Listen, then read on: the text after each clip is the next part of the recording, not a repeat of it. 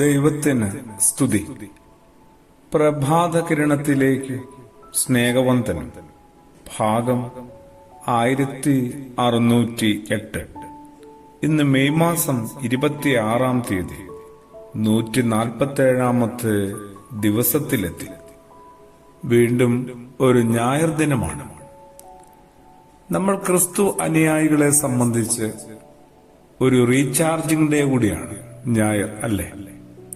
ഏതാണ്ട് കടന്നുപോയ ഒരാഴ്ചത്തെ ജീവിതത്തിന് നന്ദി പറയാനും മുമ്പോട്ടുള്ള ഒരാഴ്ച ജീവിതത്തിന് വേണ്ട വഴിയാകാരം ശേഖരിക്കുവാനുള്ള ഒരു വലിയ അവസരമാണ്.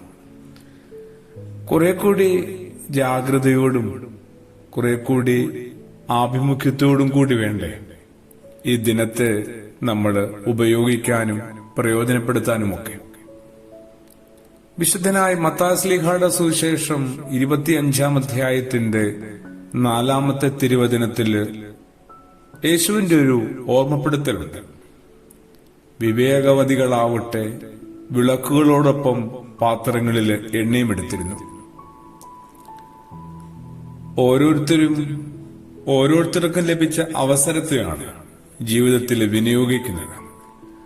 കാത്തിരിക്കുന്നവരുടെ ശ്രദ്ധയ്ക്ക് വിളക്ക് മാത്രം കരുതിയാൽ പോരല്ലോ, പിന്നെ പാത്രത്തില് ആവശ്യത്തിന് എണ്ണയും നിർബന്ധമായും കരുതിയിരിക്കണം. യേശു പറഞ്ഞ മനോഹരമായ ആ കഥയിൽ നിന്നാണ് ഈ ചെറുഭാഗം അടർത്തിയെടുത്തത്. കാത്തിരിക്കുന്നയാൾ ആരാണെങ്കിലും നമ്മുടെ സമയത്ത് എത്തണമെന്നില്ല. വരുന്നത് അയാളുടെ സമയത്താണ്. അയാൾക്കൊരു സമയമുണ്ടത്രേ. അത് ഞാൻ ഒട്ടും പ്രതീക്ഷിച്ചിരിക്കാത്ത ഒരു നേരത്താവും. ഞാൻ മാത്രമല്ല, എല്ലാവരുടെയും പ്രതീക്ഷ അവസാനിക്കുന്നു. ഇനി അവനൊന്നും വരത്തില്ല എന്ന് കരുതുന്ന നേരം, എല്ലാവരും ഉറക്കത്തിലേക്ക് വീഴുന്ന സമയം, അവനവൻ കരുതിയ എണ്ണ കൊണ്ട് മാത്രമേ സ്വന്തം വിളക്കപ്പോൾ തെളിക്കാനാവൂ. അപ്പുറത്തും ഇപ്പുറത്തുമൊക്കെ ആളുകളുണ്ടാവും. അവരുടെ കയ്യില് വിളക്ക് മാത്രമല്ല, പാത്രത്തിൽ എണ്ണയുണ്ടാവും. ആ എണ്ണയിൽ നിന്ന് കടം വാങ്ങാമെന്ന് കരുതി സ്വന്തം പാത്രം ശൂന്യമാക്കി വെച്ചുകൂടാ. അവനവന്റെ കരുതലിൽ നിന്ന് ഊറ്റിയെടുത്ത് തെളിയിക്കാൻ പറ്റുന്ന വിളക്കാണത്രേ ഉടയവൻ ഏൽപ്പിച്ചിട്ടുള്ളത്. ഇനി എന്തുമാത്രം എണ്ണ കരുതണമെന്നുള്ളതാണ്. അതിന്റെ അളവ് ആർക്കാ നിശ്ചയിക്കാൻ പറ്റുക? ആർക്കും പറ്റത്തില്ല.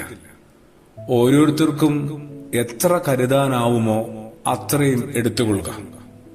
കാരണം തുല്യ അളവിലുള്ള വിളക്കുകളൊന്നും അല്ലെന്നേ ഓരോരുത്തരുടെയും കയ്യിൽ ലഭിച്ചിരിക്കുന്നത്. നാളങ്ങളുടെ പ്രഭയിലും ശരിക്കും ഏറ്റക്കുറച്ചിലുണ്ട്. ഓരോരുത്തരിലും ജ്വലനം വ്യത്യസ്തവുമാണ്. പറഞ്ഞു വരുന്നത് കുറെ കൂടി ജാഗ്രത ആവശ്യപ്പെടുന്നുണ്ടെന്ന് മാത്രമല്ല, അർഹിക്കുന്നുണ്ട്. നമ്മുടെ കുഞ്ഞു ജീവിതം, നമ്മുടെ വലിയ ജീവിതം. പ്രാർത്ഥനയോടുകൂടി ആമേൻ.